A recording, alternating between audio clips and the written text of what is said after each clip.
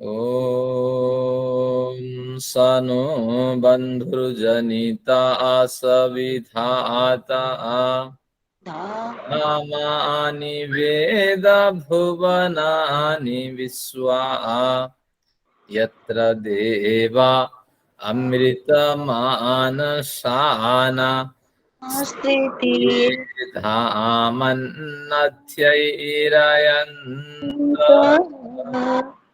ओम शांति शांति शांति। ओ मेरा माइक खुला हुआ है, मैं देखा ही। परम पिता को नमन। आप सभी लोगों को मेरा अभिवादन है। ईश्वर की असीम अनुकंपा है। न्याय शास्त्र का प्रथम अध्याय हमने पढ़ लिया है, तो इसलिए आगे हम बढ़े या न बढ़े कोई मायने नहीं रखता, लेकिन जितना हमारे हाथ में है उसका आनंद हमें अब मिलने लगा है।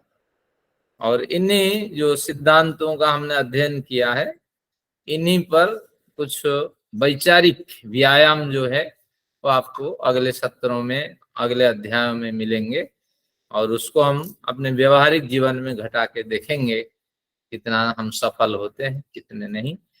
तो इस तरह ये कुछ विचार है। आइए देखते हैं इसको, इस तरह हम कवर करें। तो कुछ पूर्व प्रकरण को स्मरण करते हैं। मैंने एक पीडीएफ आपको भेज दिया था, तो उस पीडीएफ को मैं निकालता हूँ, फिर उसी को आधार बना के थोड़ी चर्चा करते हैं पूर्व प्रकरणों को।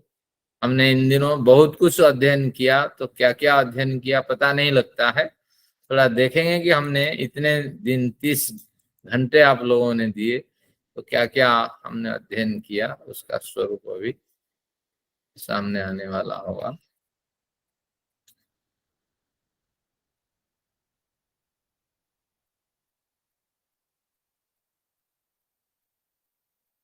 हाँ, ये आपके सामने है, आपकी पीडीएफ है। और हमने आन्निक शब्द का अर्थ किया था कि एक दिन में जिसे पढ़ा जाए। एक बढ़िया प्रश्न इसमें हमारे चौधरी साहब, सुरेंद्र चौधरी साहब ने उठाया कि अध्याय का मतलब है कि एक झटके में जिसे पढ़ लिया जाए, अधीते इति अध्याय, और बैठे तो एक झटके में उसको पढ़ लें। और आन्निक अहनि भव, एक दिन में जिसको पढ़ लिया जाए।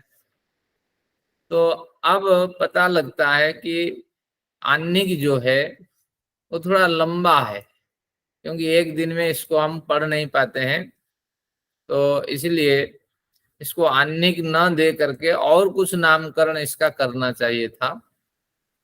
तो निश्चित रूप से ये आन्निक जो कथन है, ये हमारे लिए या नए न्याय शास्त्र में प्रवेश करने वालों के लिए भले ही लंबा हो, लेकिन विद्वानों के लिए जो विविध शास्त्रों से परिचित है, उनके लिए केवल सूत्र सूत्र ही मिलते हैं। तो थोड़े से सूत्रों को अध्ययन करना उनके लिए कोई कठिन नहीं है। तो इसलिए आन्निक का जो कथन बिल्कुल विद्वानों को उद्देश्य करके है। जैसे अधीते इति अध्याय, एक अध्याय थोड़ी है। हम गीता पे अभी करते हैं कभी कभार व्याख्यान। अभी हमारे द्वितीय अध्याय पे हम पहुंचे हैं, लेकिन हमारी 9 क्लासेस पूरी हो गई है। द्वितीय अध्याय के बीचों बीच हम फंसे हुए हैं। तो इसलिए जरूरी नहीं कि जैसे लिखा है ऐसा हम अध्ययन करें, लेकिन एक इस तरह गौण कथन है ये। अधीते इति अध्याय, एक झटके में जिसे पढ़ा जाए, एक दिन में जिसे पढ़ा जाए, ऐसा ये गौण कथन है। तत्वतः हो सके तो विद्वानों के लिए ये कथन है। तो प्रथम द्वितीय आन्निक में ये दो इस तरह कथन होंगे। कुछ न्याय शास्त्र के विषय हमें मिलेंगे, हमने उसको उसके अध्ययन कर लिया है। उन सभी सूत्रों का देखते हैं। प्रमाण प्रमेय संशय आदि 16 पदार्थों के तत्व ज्ञान से निश्रेष की प्राप्ति होती है। तो एक बार ये 16 पदार्थों का स्मरण करते हैं। मैं बोलता हूं, आप सुनिए और आप भी दोहराते रहिए। प्रमाण प्रमेय संशय प्रयोजन दृष्टांत सिद्धांत अवयव तर्क निर्णय बाद जल्प वितंडा भास छल जाति निग्रह स्थान, ये 16 पदार्थ है। तो निग्रह के स्थान, निग्रह के साथ स्थान शब्द लगाना जरूरी है। तो इस तरह इसको आपको ध्यान रखना। बहुत से लोग निग्रह कह करके चले जाते हैं, तो निग्रह का मतलब हत्या करना, ध्यान रखना। विग्रहे प्राण निग्रह, अल्लाउद्दीन खिल्लिजऊ न संधि न च विग्रह। अल्लाउद्दीन खिलजी इतना दुष्ट था, हमारे एक संस्कृत विद्वान लिखते हैं, संधौ सर्वस्व हरणम, अगर उसके साथ संधि करें, वो इतना दुष्ट था आदमी, तो सर्वस्व हरणम, सब कुछ हर के ले जाता है, क्योंकि जबरदस्त संधि का शर्त वो रखता है, इतना दो सोना, इतना चांदी राजकोष से इतना दो, नहीं तो हम हमला करेंगे। और विग्रह है प्राण निग्रह, उसके साथ विग्रह करें, लड़ाई करें, तो प्राण निग्रह, हजारों को मार डालता था, क्योंकि उसके पास बड़ी तौर तरीके थे, बड़ी शैलियां थी, बड़ी सेना थी और बड़े साधन थे। तो लड़ाई भी नहीं करी जा सकती उसके साथ, संधि भी नहीं की जा सकती है। तो अल्लाह बधिन खिल्लिजऊ न संधिर न च विग्रह, तो ये दुष्ट व्यक्ति ऐसे था, संधि भी नहीं की जा सकती और विग्रह यानी लड़ाई उसके साथ नहीं की जा सकती। तो इस तरह कुछ प्रकरण है। तो निग्रह शब्द का केवल प्रयोग ना करें, तो निग्रह का मतलब हत्या, और निग्रह स्थान शब्द का प्रयोग करेंगे, आगे से आपको ध्यान रखना है। अब दूसरे सूत्र में हमने पढ़ा था दुख जन्म प्रवृत्ति, ये 5 सोपान है। एक दुख, 2 जन्म, 3 प्रवृत्ति, प्रवृत्ति थोड़ा कठिन है इसलिए सकाम कर्म कर दिया, चौथा दोष यानी राग द्वेष और मिथ्या ज्ञान। इन 5 साधनों से अगर उत्तरवर्ती साधन नष्ट होते जाएंगे तो पूर्व के कार्य नष्ट हो जाएंगे, या पूर्व के कार्य के प्रवृत्त होने पर उत्तर साधन चलते रहेंगे, या पूर्व के कारण प्रवृत्त होने पर उत्तर कार्य होते रहेंगे। तो इस तरह आपको समझना, जब इधर से बाईं से दाईं चलेंगे तो ये कारण से कार्य की उत्पत्ति मानी जाएगी। जब इसका अवरोह क्रम होगा, डिसेंडिंग ऑर्डर होगा, तो एक कारण होगा, दूसरा कार्य होगा। तो इस तरह आपको समझना। अभी हम जिस स्थिति में हैं, हम कारण से कार्य की ओर बढ़ रहे हैं, और हमारे लिए दोष राग द्वेष ज्यादा है, क्योंकि हम मिथ्या ज्ञान के वशवर्ती हैं। हमें उस जो कारण है, कार्य है, उसको कारण में बदल करके नष्ट करना है, पूर्व कार्यों को नष्ट करना है। तो इस तरह मिथ्या ज्ञान, अविद्या, भ्रांति, विपरीत ज्ञान, इन सब को हमें नष्ट करना है। अगर हम इन सब को नष्ट करेंगे तो हमारे पास राग द्वेष को नष्ट करने की भी एक शक्ति हमारे पास उत्पन्न होगी। तो राग द्वेष जितनी सीमित होता जाए, जितना सीमित, तो सकाम कर्म भी कम होने लगेंगे, और जो सकाम कर्म ही नहीं रहेगा तो जन्म भी नष्ट होगा, और जन्म नष्ट से दुखों की निवृत्ति होगी। इस तरह हमने इनका अध्ययन किया था। सकाम कर्म की तरफ चलेगा, हाँ, उल्टा करना पड़ेगा। बिल्कुल, इधर से जाए तो ये कारण से कार्य की उत्पत्ति, और इधर से हमें चलना होगा तो कार्य को कारण बनाना होगा और कारण को कार्य बनाना होगा। ये 5 इस तरह क्रम है ग्रंथकार का। तो यानी दोनों साइड पर कारण से कार्य की ही उत्पत्ति आएगी ना। हाँ, उधर से चलेंगे तो वो कारण बन जाएगा जो पहले कार्य था, लेकिन ट्रेंड तो वही रहेगा कि कारण से कार्य की उत्पत्ति है। बिल्कुल, दोनों तरफ ट्रेंड इधर जाए तो थोड़ा कारण कार्य बन जाएगा, और उधर तो कार्य कारण, इस तरह का स्वरूप है। पर रहेगा कारण से कार्य ही। लेकिन ग्रंथकार को अभिप्राय है कि 16 पदार्थों के तत्व ज्ञान हो जाने से आपको क्या मिलेगा कि तत्व ज्ञान की प्राप्ति होगी, मिथ्या ज्ञान पर आपको विजय प्राप्त होगी, ये उसका अभिप्राय है। लेकिन जरूरी नहीं 16 पदार्थ के तत्व ज्ञान से मिथ्या ज्ञान की निवृत्ति होगी, उसके साथ भी और बहुत सारे विषय जोड़ने पड़ेंगे।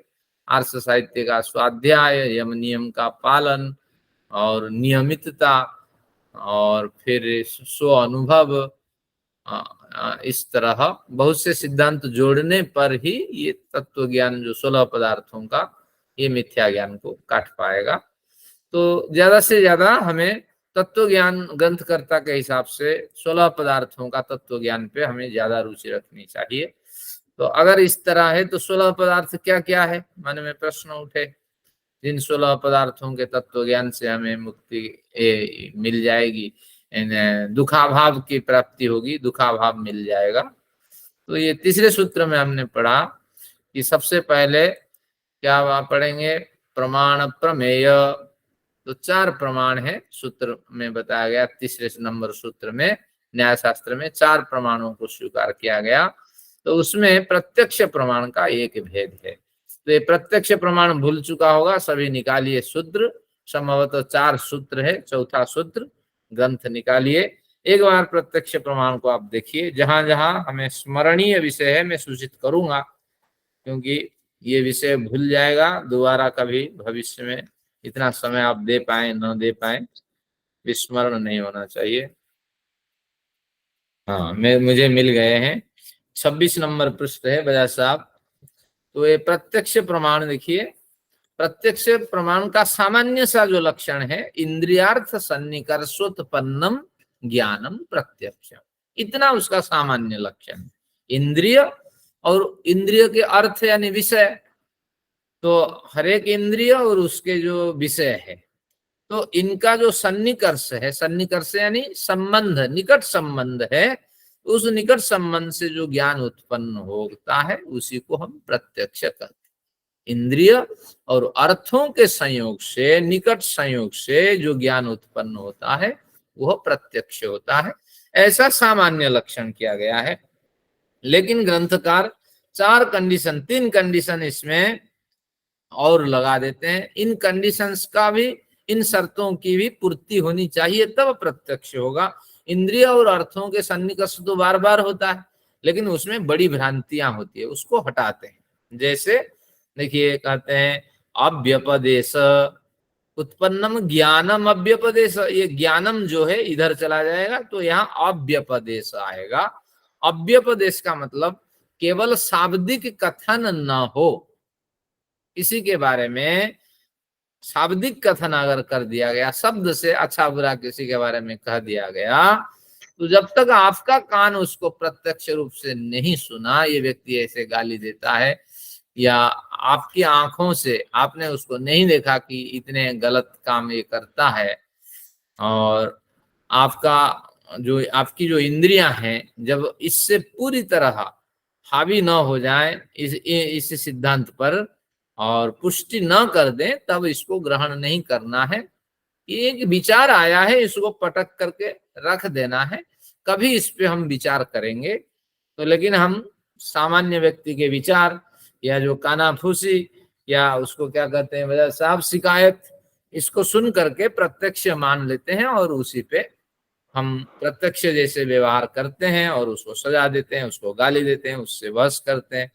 तो ये ज्ञान गलत है, क्योंकि शाब्दिक कथन न हो, इंद्रिय अर्थों का सन्निकर्ष होने पर भी अगर वह ज्ञान शब्द के माध्यम से आपको, दूसरे के माध्यम से, शब्द के माध्यम से आपको सुनने में आया है, तो लेकिन वो ज्ञान प्रत्यक्ष नहीं है। मैंने उदाहरण दिया था, चांदनी चौक की जलेबी बड़ी मिठाई, बड़ी स्वादिष्ट है, लेकिन आपने तो कभी खाई नहीं ना, दूसरे का कथन है, दूसरे को स्वादिष्ट लगे, आपको अच्छा ना लगे, और बनाने वाला कहीं पटरी पे बैठ के बनाता हो।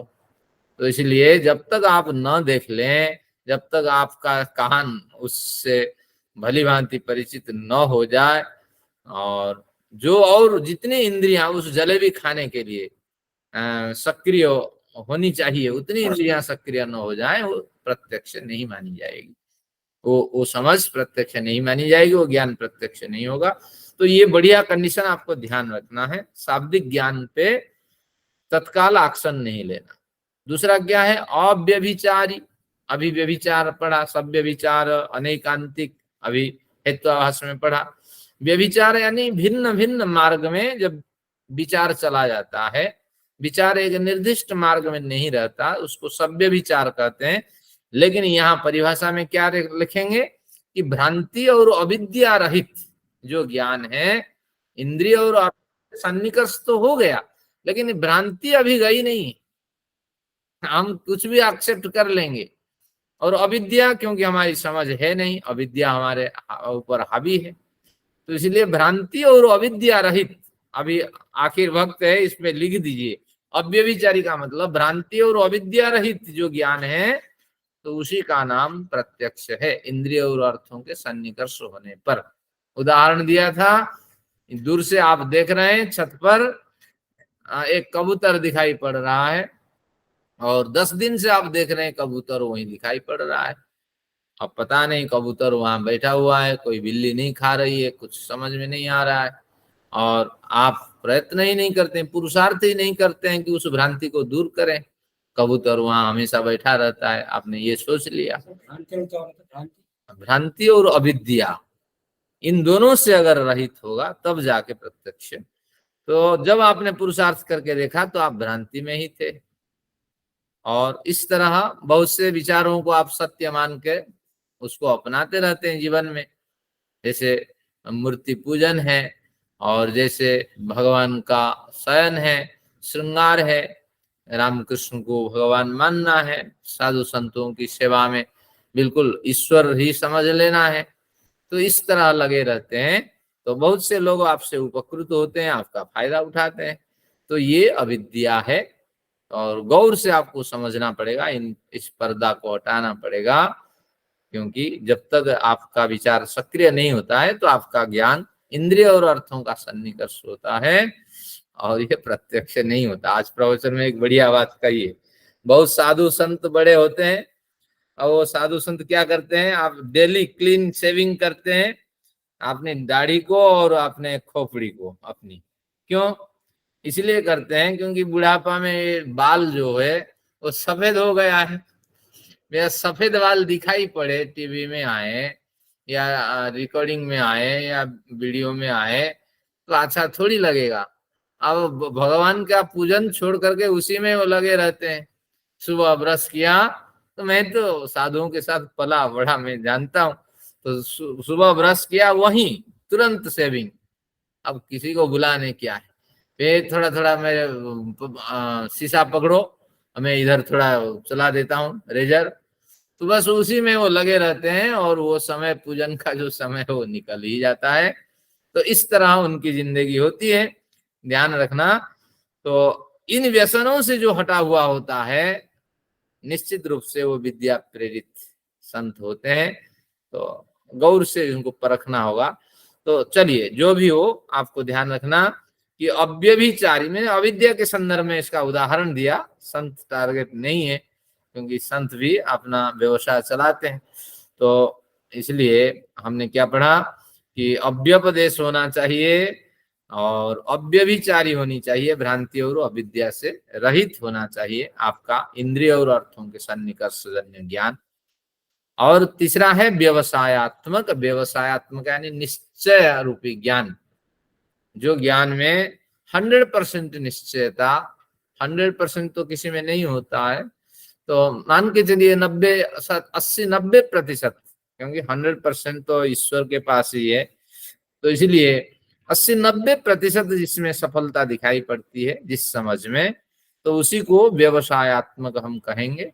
तो इसको अगर बढ़िया परिभाषा दें तो 80-90% निश्चयात्मक ज्ञान कब मिलता है? जब गुरु के उपदेश से हम प्रवृत्त होते हैं, जब स्वाध्याय करते हैं और स्व अनुभव जब बटोरते हैं, और क्या इसमें समाधि से जब कुछ सफलता हमें प्राप्त होती है, तो ये इन 4 कंडीशन के माध्यम से हम 80-90% निश्चयात्मक ज्ञान प्राप्त करते हैं, बढ़िया निर्णय लेते हैं। इन 4 कंडीशंस को आप लिखिए: गुरु के उपदेश, स्वाध्याय, स्व अनुभव और समाधि लब्ध प्रतिभा। तो इन 4 कंडीशन से जब गुजरते हैं तो प्रत्यक्ष ज्ञान मिलता है। चलिए, धन्यवाद आप सबका। हमने प्रत्यक्ष ज्ञान का भी अध्ययन किया। स्व अनुभव, स्वानुभव, हाँ।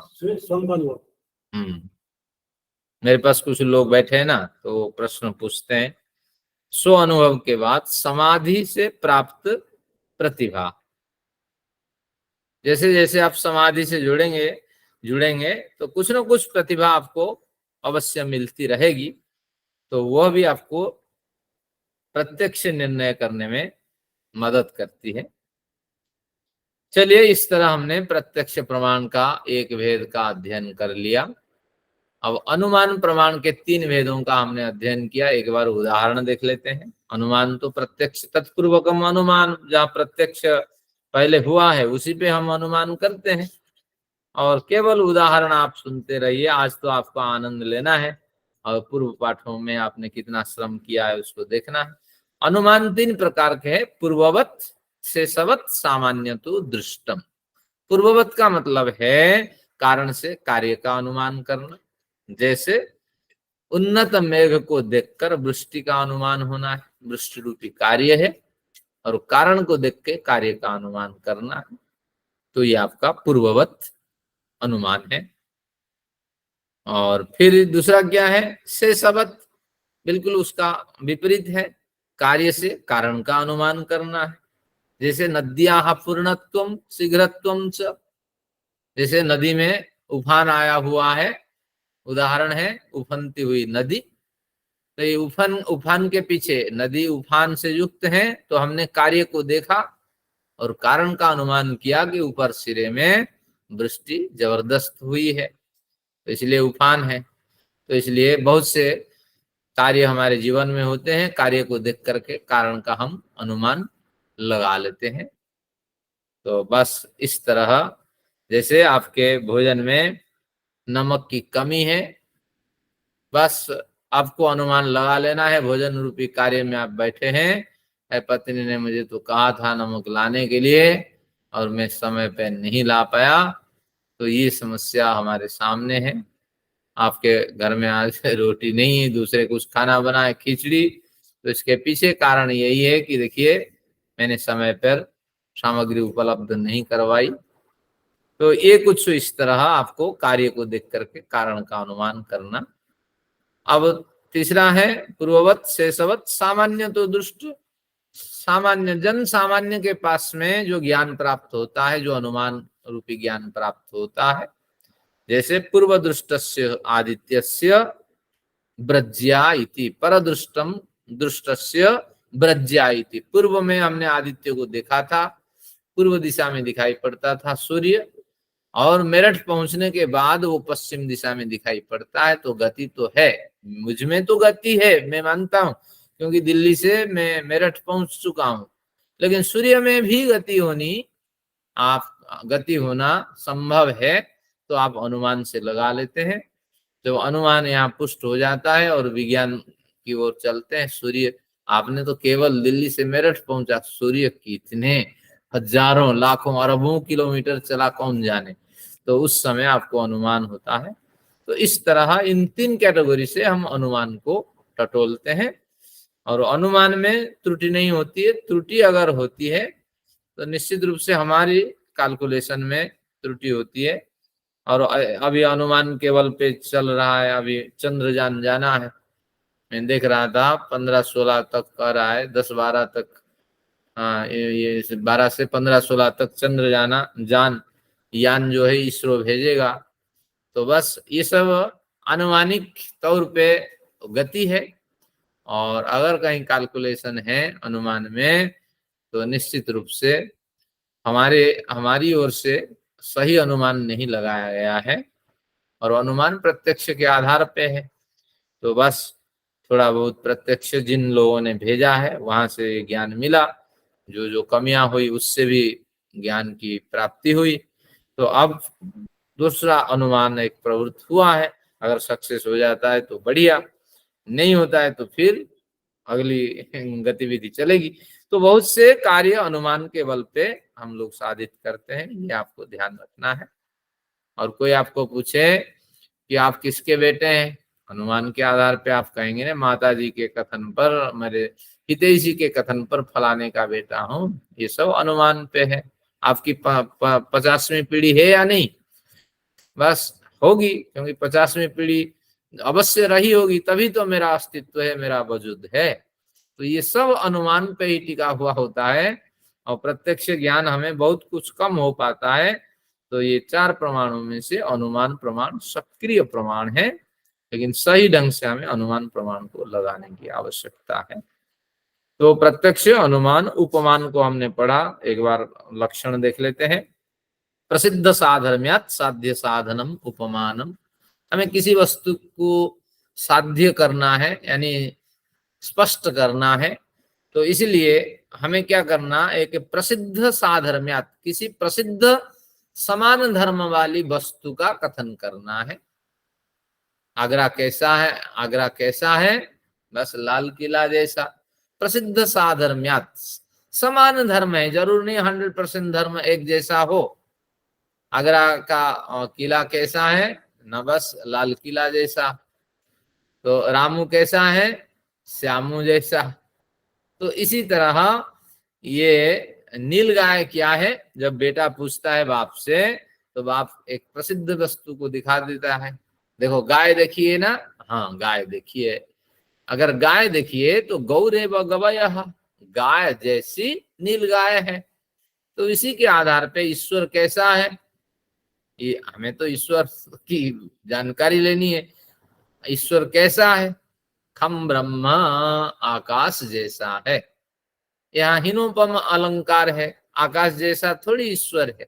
आकाश के अंदर विद्यमान होते हुए आकाश के बाहर भी वो विद्यमान है। आकाश ही, हाँ, उनका जस्योदरम, उनका उदर है, उसका शरीर है। तो इसलिए आकाश एक कुछ समय के लिए स्थिर रहता है, भूताकाश, और महाकाश तो ईश्वर का स्वरूप है। तो इसलिए ईश्वर कैसा है? वायु जैसे, यथाकाश स्थितम नित्यम वायु सर्वत्र गो महान, गीता में प्रमाण आता है। जैसे आकाश स्थित वायु सब ओर फैली हुई होती है। मस्था नित्युपधारय, ऐसे मेरे स्वरूप को तुम जानो। तो वायु हीनोपमा अलंकार है। वायु में उतने सामर्थ्य, उतनी नहीं है कि ईश्वर की बराबर कर सके। लेकिन किसी प्रसिद्ध वस्तु को आधार बनाकर हम अपना विचार रखते हैं, और फिर उस जो साध्य करने वाले, जिसके बारे में हम जानना चाहते हैं, उस वस्तु की पुष्टि हो जाती है। प्रसिद्ध साधर्म्यात् साध्य साधनम उपमानम। इस तरह उपमान अलंकार की बड़ी आवश्यकता है। आप्तोपदेश शब्द, जो आप तो विद्वान पुरुष है, ज्ञानी पुरुष है, गुणी लोग हैं और काम क्रोधों से परे हैं, ऐसे लोगों का जो उपदेश है, आप्तस्तु यथार्थ वक्ता, ये यथार्थ विचार रखने वाले होते हैं।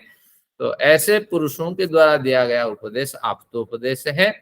और ग्रंथकार, इसके तो बड़े भेद होते हैं, लेकिन ग्रंथकार दो भेद मानते हैं, दृष्ट और अदृष्ट। दृष्ट जिन सज्जनों के विचार, जिनके पुरुषार्थ फल हमें देने लगता है, और आप्तोपदेश वहीं फलित हो जाता है।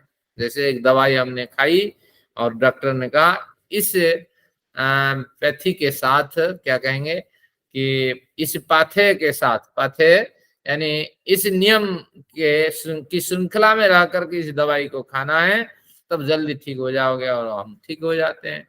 हमारे लिए वो डॉक्टर जो है आप तो पुरुष है। तो उसी तरह ऋषियों ने बहुत कुछ उपदेश दिए हैं।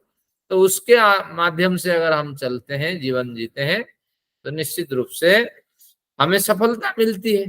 तो जहां सफलता दिखाई पड़ती है, प्रसन्नता दिखाई पड़ती है, तो वहां वो हमारा जो पुरुषार्थ है वो दृष्ट आप्त पुरुष के वचनों के अनुसार, शब्द दुष्ट आप्त पुरुषों के शब्द प्रमाण के हिसाब से हमारा जीवन श्रृंखलित होता है।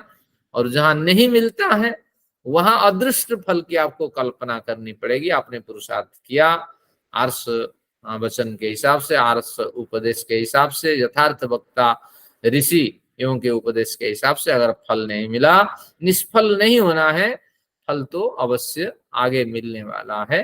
तो इस तरह विचार रख करके आपको पुरुषार्थ करना है। गीता में भी तो वही कहा, माते संगस्त्व कर्मणि, अगर फल की इच्छा नहीं करनी है तो कर्म क्यों करना है? कहते नहीं, कर्म तो आपको करना पड़ेगा, और फल की इच्छा जो है वो आपके आधार पे निर्णय नहीं होता। आप कई प्रारब्ध लेके आए हुए होते हैं, परिस्थिति उस समय क्या है ये देखना होता है। तो इस तरह कई आयामों से फल बंट जाता है, और जितना मिलना था उतना नहीं मिलता, कई बार कुछ भी नहीं मिलता, ये स्थिति प्राप्त होती है। तो इसलिए इसको तांस तितिक्षस्व भारत, भारत गीता की क्या बढ़िया पंक्ति है। तो इसको तितिक्ष, उसको सहो, झेलो, कुछ नहीं कर पाओगे यहाँ, अगर लड़ाई करोगे तो कुछ नहीं मिलना है।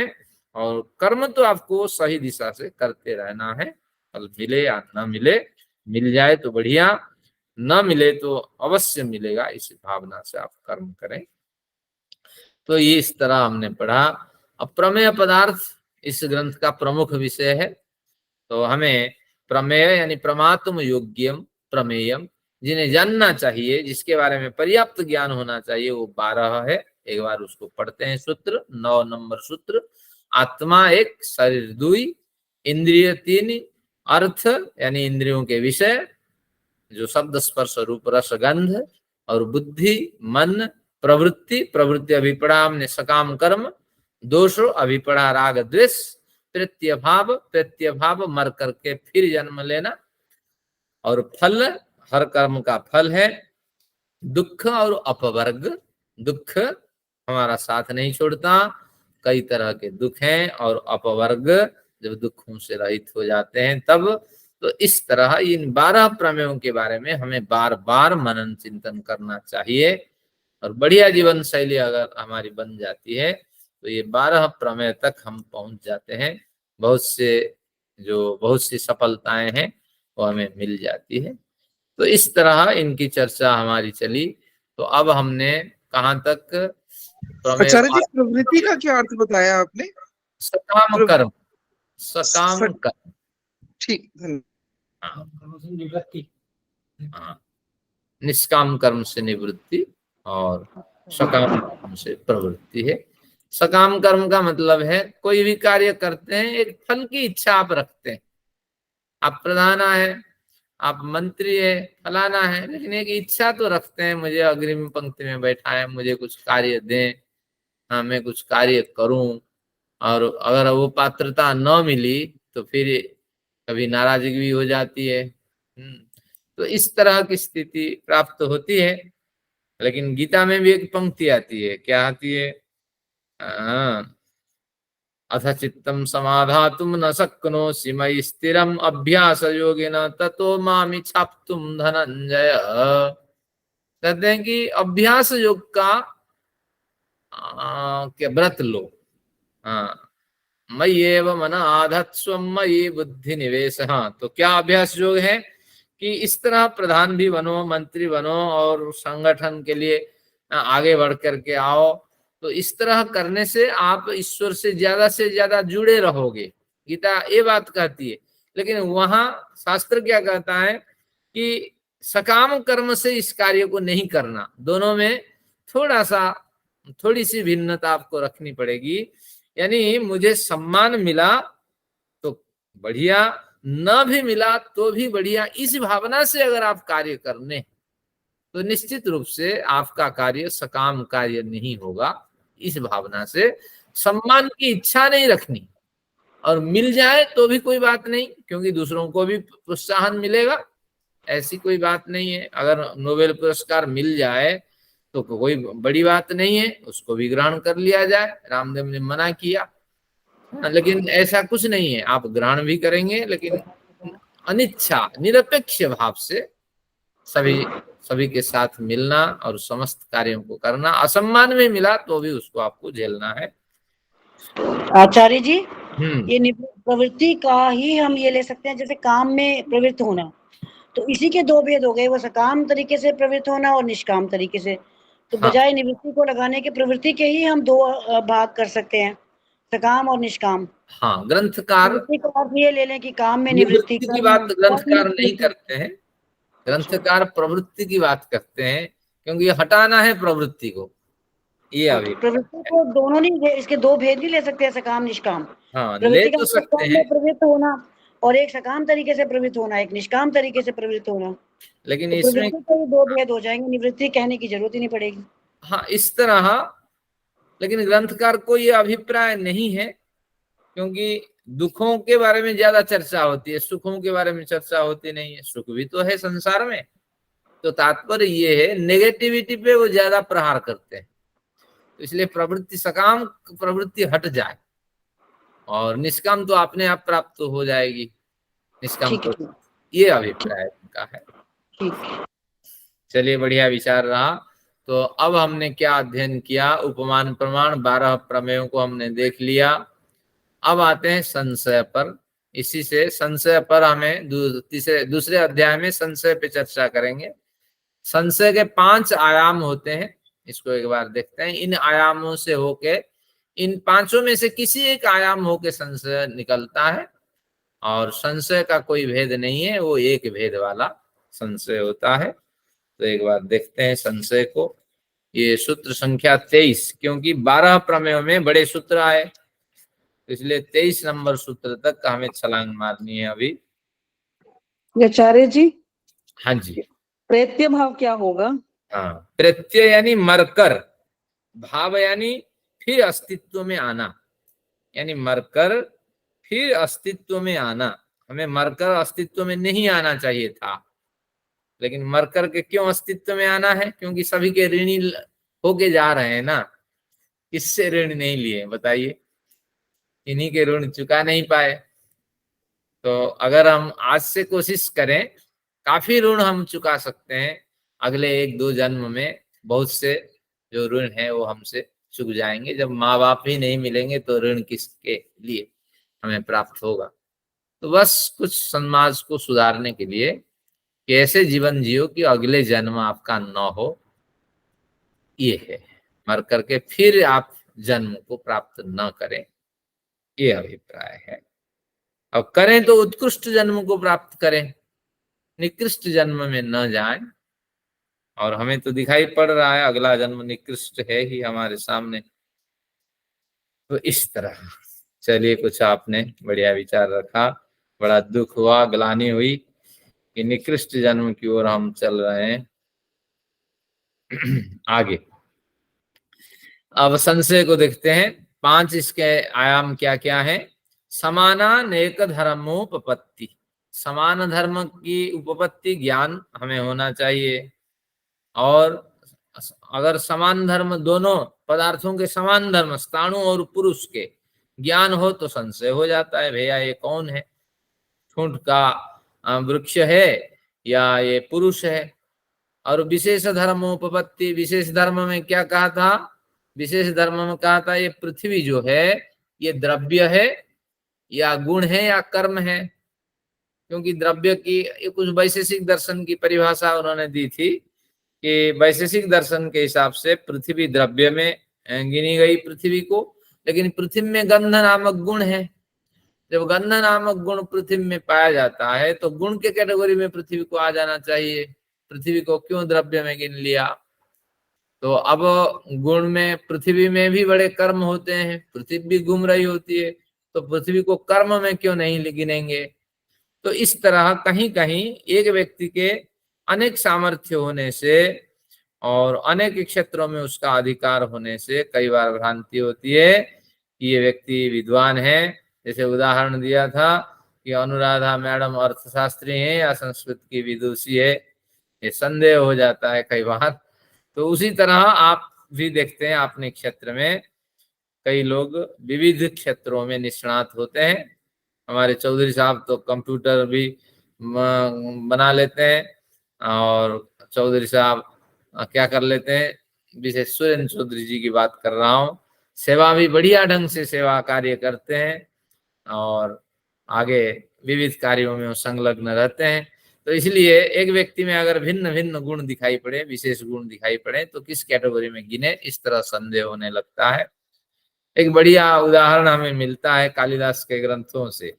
तो कालिदास के बारे में किसी विद्वानों ने लिखा है कि कालिदास लिख लिख के निर्णय करने में समर्थ होते थे। तो एक बार विक्रमादित्य के राजसभा में कालिदास थे, तो बहुत पुराने विक्रमादित्य, आज के विक्रमादित्य नहीं है। तो अब उस सभा में एक विद्वान विविध भाषाओं में बात करता था और बिल्कुल सही ढंग से और सही उच्चारण के साथ वो बात करता था। वो किस प्रांत का, यही निर्णय करना था। विद्वान का भी दावा था कि मैं किस प्रांत का, बताओ मैं किस प्रांत का विद्वान हूं, अगर आप बता देंगे। आपके नवरत्न होते थे इनके रत्नानवई बराबर रुचिर नवविक्रमस्य, विक्रमादित्य के राष्ट्र में नवरत्न होते थे, 9 पंडित विविध विद्या के निष्णात होते थे। तो एक चुनौती थी, तो कालिदास के पास ये चुनौती जब आई, कालिदास ने कहा इसका समाधान तो बड़े आसानी से हो जाएगा, बड़ी आसानी से। और कोशिश करेंगे और हमारी पुष्पा जी का कौन है? ये तो आवाज नहीं आ रही, बंद कर लें। पुष्पा जी का माइक खुला हुआ है, ये डिस्टरबेंस आ रही है।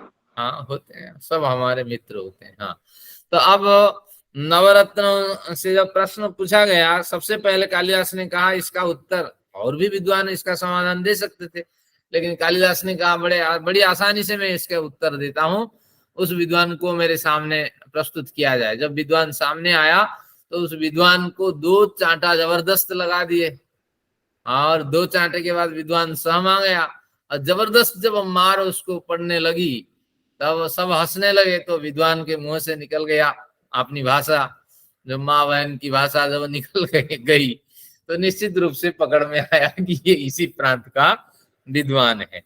तो तात्पर्य ये है कि हमें विशेष धर्म के स्थल में कहीं कहीं भ्रांतियां दिखाई पड़ती है। विप्रतिपत्ते, हाँ, विशेष धर्मोपपत्ति, विप्रतिपत्ति कभी विपरीत धर्मों की उपपत्ति होती है। विपरीत धर्म की उपपत्ति का उदाहरण हम देखते हैं। विपरीत धर्म की उपपत्ति में कहा गया आत्मा है या नहीं है, ये दोनों विपरीत पक्ष मजबूत है। वेद पौरुषेय है या अपौरुषेय है, दोनों विपरीत पक्ष मजबूत है, आप किसी को नकार नहीं सकते, ये जबरदस्त पक्ष है। अगर वेद अपौरुषेय है तो एक बड़ी समस्या तो ये आके खड़ी होती है कि 4 व्यक्तियों ने 20,379 मंत्रों का साक्षात्कार कैसे किए, कैसे याद रखे, पीढ़ी दर पीढ़ी तक यही मंत्र कैसे आए, 4 ही व्यक्तियों को ये मंत्र क्यों सूझे, 10 व्यक्तियों को क्या नहीं सूझे। अब इस तरह उधर देखा जाए कि हर कल्प में जो विशिष्ट व्यक्ति होते हैं तो पुण्यात्मा होते हैं, तो वही पुण्यात्मा क्या करते हैं कि शरीर लेते हैं, क्योंकि मुक्तात्मा शरीर नहीं लेते हैं, वही पुण्यात्मा शरीर धारण करते हैं। और उन्हीं को हमने इस तरह अनुमान लगाया कि ये 4 वेदों का ज्ञान होता है, और वो कितनों के माध्यम से ये 20,379 मंत्र आते हैं ये तो हम नहीं कह सकते, लेकिन उन्हीं के माध्यम से ये ज्ञान हमें मिलते हैं। जरूर नहीं कि उन सब ने इन 4,000 मंत्रों का उपदेश दिया, 10,552 मंत्रों का उपदेश अग्नि ऋषि ने दिया, इसमें हम दावा नहीं करते, लेकिन अग्नि ऋषि के माध्यम से हमें 10,552 मंत्र मिले। तो बस इस तरह इसका समाधान हमें दिखाई पड़ता है, और विपरीत पक्ष भी दिखाई पड़ता है। विपरीत पक्ष भी हमला करता है, वे अग्निमीले पुरोहितम यज्ञस्य देवमृत्युजम होतारम रत्नधातमम, ये गिन गिन करके 8 मंत्र ईश्वर क्या उनके हृदय में बैठ करके इस तरह उपदेश दिए कि 8 मंत्रों में आप एक एक पद बनाते जाओ, और होतारम रत्न धातमम तत का प्रयोग करके अनुप्रास अलंकार से इस मंत्र को लिखो। ये विपरीत पक्ष हमला करता है। फिर उसका समाधान भी हम प्रस्तुत करते हैं, क्योंकि ये कितने बड़ी सृष्टि ईश्वर ने बनाई है, सभी व्यवस्थित है। सूर्य चंद्र को किस तरह व्यवस्थित बनाया, हजारों वर्षों से पृथ्वी में हम लोग जी रहे हैं, तो ये छोटी सी बात क्या ईश्वर अपनी प्रेरणा से नहीं कर सकते। तो निश्चित रूप से जो ज्ञान विज्ञान आदि देखते हैं सहस्र शीर्षा पुरुष आदि मंत्रों से, उससे पता लगता है कि निश्चित रूप से ईश्वर की देन है। तो इस तरह दोनों पक्ष जब सामने उठते हैं तो विप्रतिपत्ति में हम फंसते हैं, विरुद्ध विचारों में। तो विरुद्ध विचारों में फंसने के कारण यहाँ संदेह होता है। उपलब्धि की अव्यवस्था और अनुपलब्धि की अव्यवस्था। उपलब्धि, पानी को देख करके हमें भ्रांति होती है, भ्रांति होती है कि यह मरीचिका तो नहीं है, और जहां जहां पानी है तो वहां वहां हमें भ्रांति नहीं होती है। तो उपलब्धि की अव्यवस्था, पानी अगर है जहां है वहीं दिख जानी चाहिए। कहीं पानी उपलब्धि तो है लेकिन कहीं अनुपलब्धि भी है, ये व्यवस्था सही नहीं है, इसलिए भ्रांति बनी रहती है कि ये कहीं पानी ना हो, नदी में हम घुस रहे हैं लेकिन कहीं नदी में पानी ना हो, ये भ्रांति भी होती है। और कहीं पानी लेने के लिए दूर जाते हैं और वहां भी मरीचिका दिखाई पड़ती है, तो कहीं वहां सागर ना हो, कहीं यहाँ तालाब न हो, ये भ्रांति बनी रहती है। तो इसलिए बार बार अनुभव करने से ये स्पष्ट होता है। तो विशेष की अपेक्षा बनी रहती है। और अनुपलब्धि की अव्यवस्था, मूली जमीन के नीचे होती है, कील जो है जमीन के नीचे होती हैं, और इस तरह बहुत से पेड़ हैं उनकी जड़ें जो नीचे होती हैं। जब वो दिखते ही नहीं है तो संदेह बनी रहती है कि अनुपलब्धि की अव्यवस्था, जो नहीं है वो नहीं दिखते हैं, लेकिन होने पर भी नीचे क्यों ईश्वर ने इसको दबा रखा है, ये समझ में नहीं आता है। तो इसलिए इस तरह संदेह बना रहता है।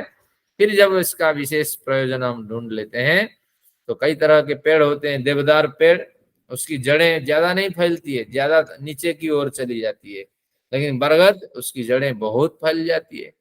तो इस तरह उपलब्धि की अव्यवस्था और अनुपलब्धि की अव्यवस्था से संदेह होता है, संशय उत्पन्न होता है। और जो विशेष ज्ञान इसके पीछे जो है वो प्राप्त हो जाते हैं, फिर संशय हट जाता है। तो ये संशय हर पद पे हमें पग पग पे करना चाहिए। संशय भी एक ज्ञान है, संशय ज्ञान है, मिथ्या एक ज्ञान है, और तत्व एक ज्ञान है। इस तरह ज्ञान के कई सोपान हैं। अगले प्रयोजन देखते हैं। संशय के बाद प्रयोजन, ये तो आप जानते ही हैं। प्रयोजन का बढ़िया सूत्र है, केवल सूत्र का पाठ करते हैं। 24 नंबर, यमर्थम अधिकृत्य प्रवर्तते तत् प्रयोजनम, इसका एक भेद है। और छोटे मोटे प्रयोजन पहले हम सिद्ध करना चाहते हैं, उसकी पुष्टि में बड़े प्रयोजन की ओर बढ़ते हैं। और बड़े प्रयोजन में बढ़ते बढ़ते बढ़ते बढ़ते आखिर प्रयोजन समाप्त हो जाता है। ईश्वर का सबोध अनुभव जब हो जाता है, हमें परम प्रयोजन की प्राप्ति हो जाती है। और फिर हमारा कर्माश धीरे धीरे क्षीण होने लगता है या निष्क्रिय हो जाता है, उसमें ताला लग जाता है। फिर नए कर्माशय के साथ हम अभौतिक संस्कारों के साथ मुक्ति की ओर चलते हैं। तो इस तरह अब दृष्टांत पढ़ते हैं। दृष्टांत का भी एक भेद है। और दृष्टांत में क्या है देखिए, लौकिक परीक्षकाणम जस्मिन अर्थे बुद्धि साम्य सदृष्टांत, ऐसा उदाहरण आप दें लोक में और परीक्षक यानी विद्वानों में वो उदाहरण समझ में आ जाए, तो इसी को दृष्टांत कहते हैं। हम चाहते थे मेडिटेशन करेंगे, यहीं 50 हो गया, ये प्रत्यक्ष अनुमान आदि टाइम ले लिया हमारे, कोई बात नहीं, इसको अभी अध्ययन करते हैं जितना हो जाए। तो बस वो दृष्टांत कहलाता है कि ऐसा उदाहरण आप रखें सभा में, मंच में, अपने व्यवहार में, कि सामान्य व्यक्ति भी समझ जाए और विद्वान व्यक्ति भी समझ जाए। और अपनी विद्वत्ता वहां प्रस्तुत अगर करते हैं तो निश्चित रूप से आप त्रुटि करते हैं, और त्रुटि करने का फल तो आप जानते हैं कि जब बहुतों को स्पष्ट नहीं होगा, समय बर्बाद होगा, तो निश्चित रूप से आपके गलत संस्कार बनेंगे। और गलत संस्कार बना तो वो कर्माशय को भी न्योता दे सकता है। सिद्धांत, ये सिद्धांत में पूर्वाचार्यों के 3 सिद्धांत थे, सर्वतंत्र, प्रतितंत्र, तंत्र, अधिकरण, अभ्युपगम संस्थिति सिद्धांत। तंत्र सिद्धांत, अधिकरण सिद्धांत, अभ्युपगम सिद्धांत, अभ्युपगम संस्थिति सिद्धांत। लेकिन हमारे ग्रंथकार जो गौतम मुनि मानते हैं, सर्वतंत्र, प्रतितंत्र, अधिकरण और अभ्युपगम संस्थिति, इस तरह ये मानते हैं।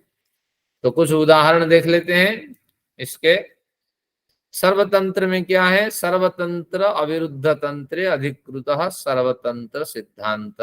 जो सिद्धांति वैदिक शास्त्रों में एक जैसा स्वीकार किया गया है, उसी सिद्धांत को मानता है।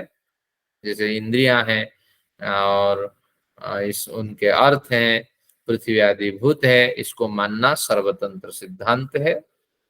और फिर सर्वतंत्र के बाद प्रतितंत्र क्या है कि प्रतितंत्र का अर्थ है समान तंत्र सिद्धा, परतंत्र असिद्धा।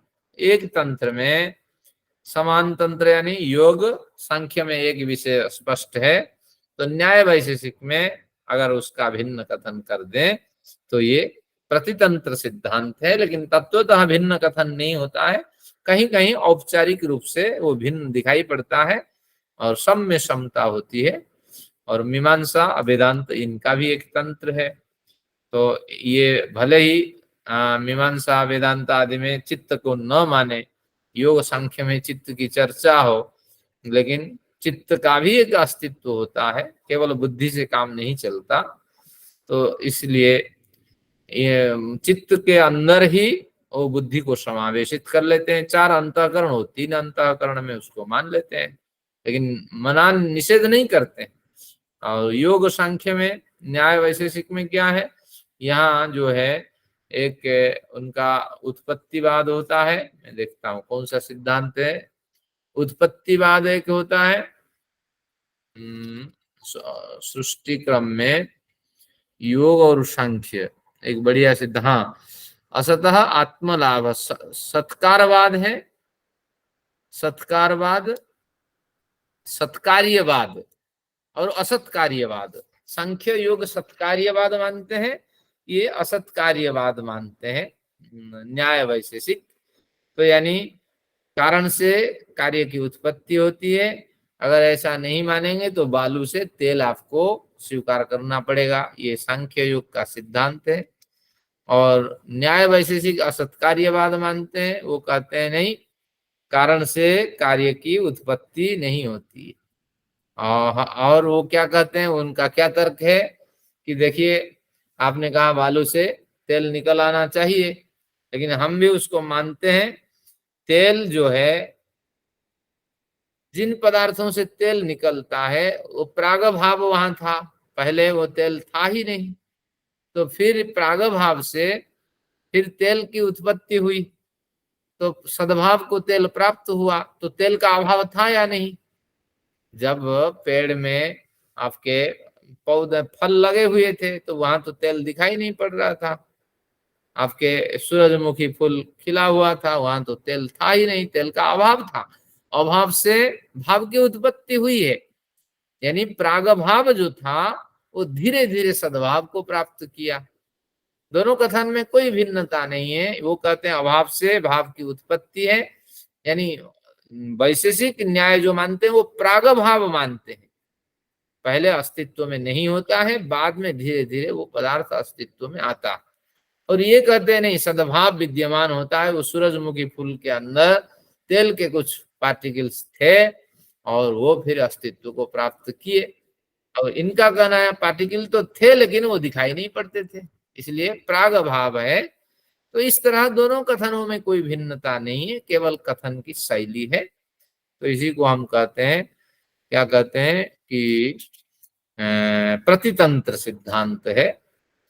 तो अब देखते हैं अधिकरण सिद्धांत क्या है, कि कुछ मूल सिद्धांतों को स्वीकार कर लेने पर अगले सिद्धांतों की सिद्धि हो जाती है, तब मूल सिद्धांतों को हम अधिकरण सिद्धांत कहते हैं। अगर ईश्वर को हम सर्वज्ञ मान लेते हैं तो ईश्वर के साथ जुड़े जो बड़े सिद्धांत हैं, न्यायकारी है, दयालु है और सृष्टि करता है, वो सारे सिद्ध हो जाते हैं। तो इस तरह कई बार कुछ विचारों को उठाने पर और बहुत से विचार धीरे धीरे पुष्ट होने लगते हैं। तो ऐसी स्थिति में ये जो क्रम हमारे साथ घटित होता है इसको सिद्धांत कहते हैं। अनेक विचारों को इस तरह पर रखें और उन विचारों के पीछे बड़ी श्रृंखला आपको मिलती जाएगी। हमारे युधिष्ठिर मीमांसक कहा करते थे कि एक धागा को आप खींचिए धोती से, पूरी धोती आपके सामने सिमटती हुई चली आएगी, क्योंकि वो धागा पूरी धोती की धागाओं से युक्त है। तो उसी तरह ये जो अधिकरण सिद्धांत है, एक अधिकरण एक बढ़िया सिद्धांत को आप मानिए और उस सिद्धांत से जुड़े बड़े संग पंग जितने अंग हैं वो सारे पुष्ट होते जाएंगे। तो इस तरह सिद्धांत के स्वरूप होते हैं। आगे देखते हैं, अभ्युपगम सिद्धांत है, स्वीकार कर लेना। थोड़ी देर हम विपक्षी के बात को स्वीकार कर लेते हैं, फिर विपक्षी जो अड़ियल व्यक्ति है फिर उसको अपने तर्क सुनाते हैं, फिर वो व्यक्ति धीरे धीरे हमारे वशवर्ती होने लगता है। तो अभ्युपगम सिद्धांत से बड़ी सफलता हमें मिली है, अनेक लोगों को हमने घर वापसी करवाया है। अधिकरण सिद्धांत से बड़े विषय स्पष्ट हुए हैं, जो जितने सारे दार्शनिक विषय अधिकरण सिद्धांत से स्पष्ट होते हैं। और समान तंत्र प्रतितंत्र सिद्धांत को न समझने के कारण बड़े लोगों में भ्रांति है कि अरे ये शास्त्र ये कहा, ये शास्त्र ये कहा। एक श्लोक तो किसने लिखा श्रुति प्रभिन्ना श्रुतयश्च भिन्ना, वेद में अलग विचार है और स्मृति में अलग विचार है। नहीं को मुनिर्जस्य वच प्रमाण, एक मुनि का वचन प्रमाण नहीं है। एक मुनि ये कहता है अग्नि की उपासना करो, एक कहता है इंद्र की उपासना करो। आपकी समझने में त्रुटि है। धर्मस्य तत्त्वम निहितो गुहायाम, धर्म का जो रहस्य है वो गुफा में घुसा हुआ है, तो इसलिए उसको कोई नहीं जानता। महाजनों ये नगता सपंता, बड़े लोग जिस मार्ग में जाते हैं उसी मार्ग में जाओ, ये तो हाथ खड़ा कर देने वाली बात है। ऐसा नहीं है, आपको संगति लगाने की बड़ी आवश्यकता है। इन ग्रंथों को इसलिए पढ़ना है। और सर्वतंत्र सिद्धांत सामान्य सर्वमान्य सिद्धांत है। तो आज हम सिद्धांत तक पहुंचे, कोई बात नहीं, निश्चित रूप से अगले अवसर पे इसको पूरा करते हैं। एक बार बढ़िया रिवाइज हो जाए और फिर हम आगे बढ़ेंगे। और अवसर मुझे नहीं दिखाई देता है कि आगे बढ़ना है, तो हो सके प्रश्न उत्तर कम करके एक बार छोटा सा जो मेडिटेशन सत्र है वो शुरू करें। बहुतों ने मुझे कहा है कि हमें थोड़ा मेडिटेशन पे भी ध्यान केंद्रित करना है, तो इसलिए आज का विषय को यहीं में विराम देता हूँ। थोड़ा सा यानी 10 मिनट के अंदर किस तरह हम मेडिटेशन करते हैं उसकी कुछ प्रक्रिया 2-3 मिनट बताता हूँ, फिर मेडिटेशन करेंगे। आइए शांति पाठ करते हैं। आज का सत्र यहीं समाप्त। थोड़ा सा हल्का मेडिटेशन का अभ्यास करते हैं। ओम द्यौः शान्तिरन्तरिक्षं शान्तिः, पृथिवी शान्तिरापः शान्तिरोषधयः, शान्तिः वनस्पतयः, शान्तिर्विश्वे देवाः, शान्तिर्ब्रह्म शान्तिः, सर्वं शान्तिः, शान्तिरेव शान्तिः, सामा शान्तिरेधि। ओम शान्तिः शान्तिः शान्तिः। वैदिक अभिवादन सभी को, शास्त्र नमस्ते। चलिए, कुछ विशेष नहीं पढ़े, अभ्यास तो किए, पढ़ा हुआ जो पाठ है वो विस्मरण न हो। आइए एक सत्र को थोड़ा अलग रूप देते हैं, कैसे हल्का मेडिटेशन हम लोग करते हैं। देखिए, महर्षि दयानंद को हम एक के प्रवाद पुरुष मानते हैं, तो उन्होंने द्वितीय नियम में जो बताया कि ईश्वर सच्चिदानंद स्वरूप न्यायकारी, तो ये 21 ईश्वर के नाम हैं। तो ये नाम को आपको अभ्यास करना पड़ेगा मेडिटेशन के लिए, मन को बढ़िया एकाग्रता दिलाने के लिए ये 21 नाम का आपको पहले पाठ करना पड़ेगा। इसके बाद कुछ शास्त्रीय सिद्धांत को हमें अपनाना पड़ेगा। जैसे बढ़िया अच्छे बिंदु में अपनाता हूं, ईश्वर एक है, ईश्वर एक है, अखंड है, अद्वितीय है, ये 3 सिद्धांत, सर्वव्यापक है, निराकार है, निर्विकार है, ये 6 नाम इसके बाद मैं दोहराता हूं। अब तीसरे लेवल पे हमें क्या करना होगा कि ईश्वर मुझे देख रहे हैं, और थोड़ा अनुभव करें, कोई व्यक्ति हमें देखे तो शरीर में कैसे रोमांच हो जाता है। एक व्यक्ति मुझे देख रहा है, मुझे विस्मरण हुआ है, वो मुझे देख रहे हैं, मैं भुला हुआ हूं, इस तरह रोमांच का अनुभव करें। वो मुझे सुन रहे हैं, यानी मेरी स्तुतियां, मेरी प्रार्थनाएं सुन रहे हैं। एक मंत्र वहां कोट कर दीजिए, तुम ही ना पिता वसो, तुम पिता हो, तुम माता हो, और मेरे लिए देने योग्य सुख का अनुभव करो। इस तरह वो मुझे सुन रहे हैं और मुझे जान रहे हैं। मेरा उद्देश्य क्या है? सर्वे भवन्तु सुखिनः सर्वे सन्तु निरामया, ये मेरा उद्देश्य है। ये तीसरा बिंदु है आपका। और चौथे बिंदु में आपके पास जितना समय है उस हिसाब से कुछ विचार को पुष्ट करने वाले मंत्र उठाइए। यदग्निश्याम अहम त्वाम तुम बाघस्या अहम, हे ईश्वर तुम मेरे जैसे हो जाओ, मैं तुझ जैसे हो जाऊं, हमारे बीच में जो दूरी है, वो फासला है, वो नष्ट हो जाए। तो इस तरह आपका जो मंत्र अभ्यास है वो ले लीजिए। जात्मदाबलदायस्य विश्वम, इस तरह इस मंत्र का अर्थ भी गुनगुनाते रहिए, जो आपका परिचित मंत्र है। मैंने योग दर्शन के सत्र में 15-16 मंत्र आपको दिया था। कभी एक सीट बना करके इसको भी प्रस्तुत करूंगा तो उससे लाभ मिलेगा। आज मेरे मंत्रों से आप आनंद प्राप्त करें। समय 8:02 है। 10-12 मिनट में इसको पूरा करते हैं। आइए सभी आंख बंद करें और गर्दन कमर आदि सीधी करें। एक बार ओंकार का उच्चारण करते हैं। ओ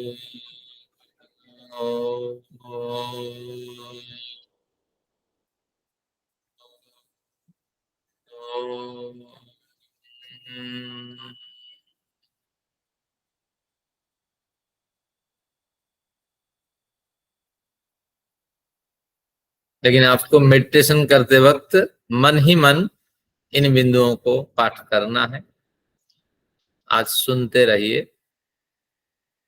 ओम ईश्वर सच्चिदानंद स्वरूप निराकार न्यायकारी दयालु अजन्मा अनंत निर्विकार अनादि अनुपम सर्वाधार सर्वेश्वर सर्वव्यापक सर्वांतरयामी अजर अमर अभय नित्य पवित्र सृष्टि करता है, उसी की उपासना करनी योग्य है। हे ईश्वर, आप एक हो, अखंड हो, अद्वितीय हो,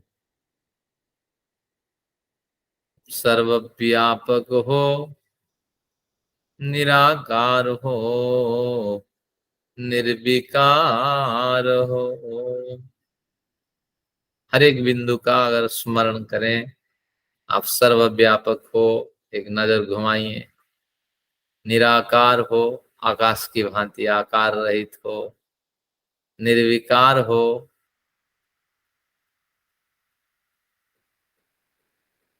निरपेक्ष किस तरह रहते हो, इस तरह इस पे विचार घुमाइए।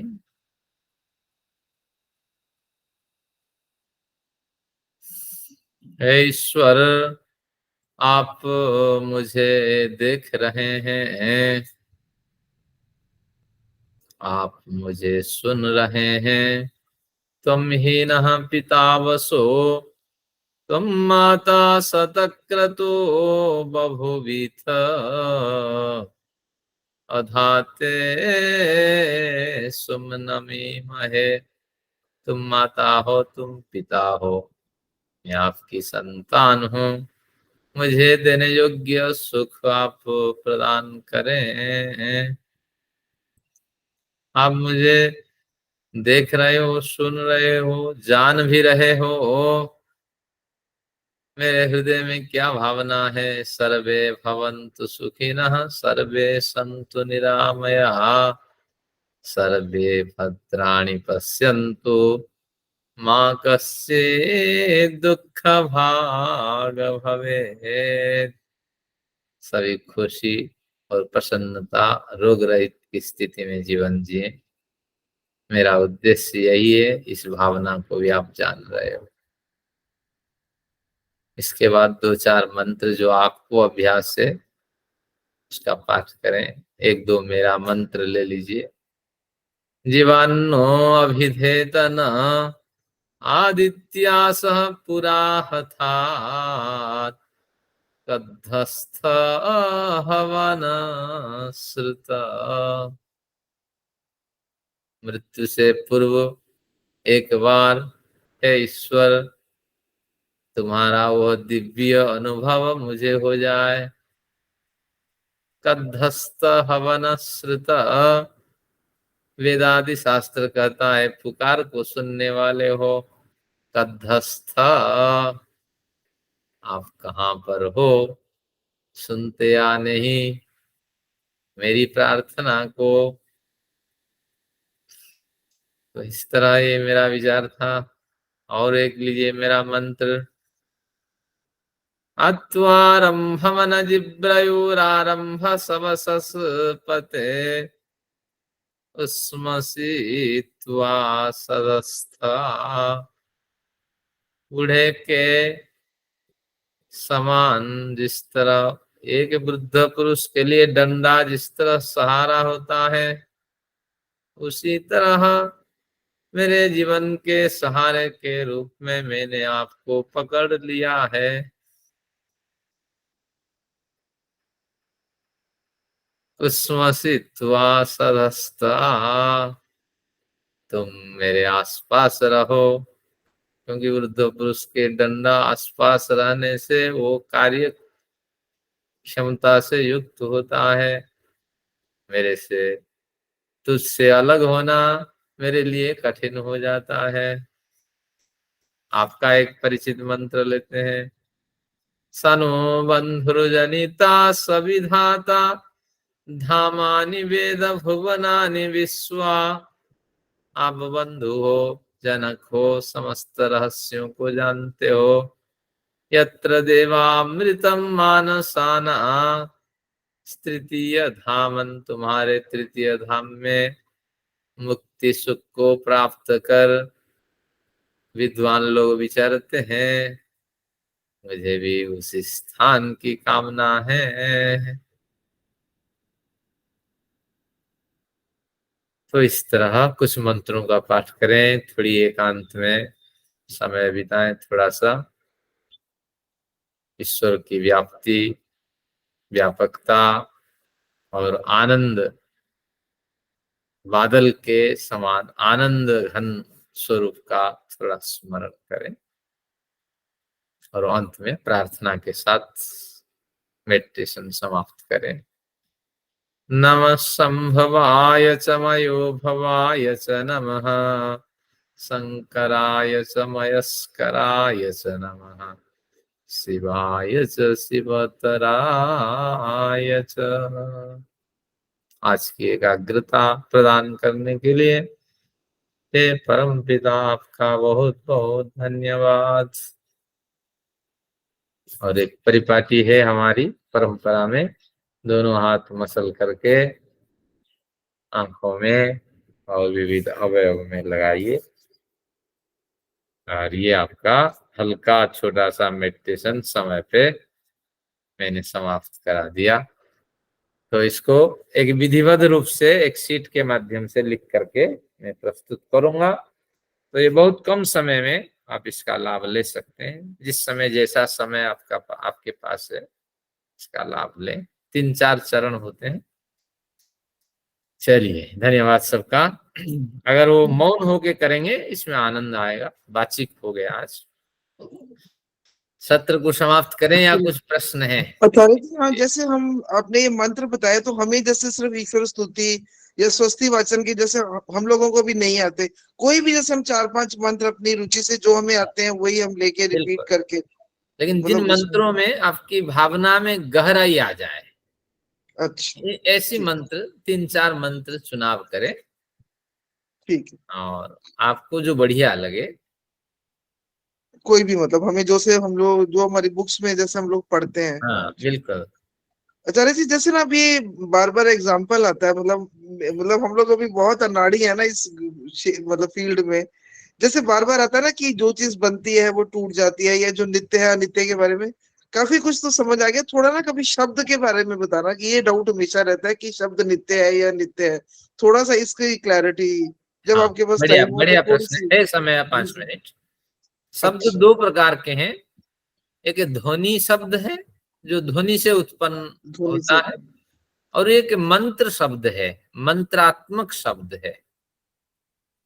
उस आत्मक का मतलब स्वरूप, मंत्र स्वरूप शब्द है।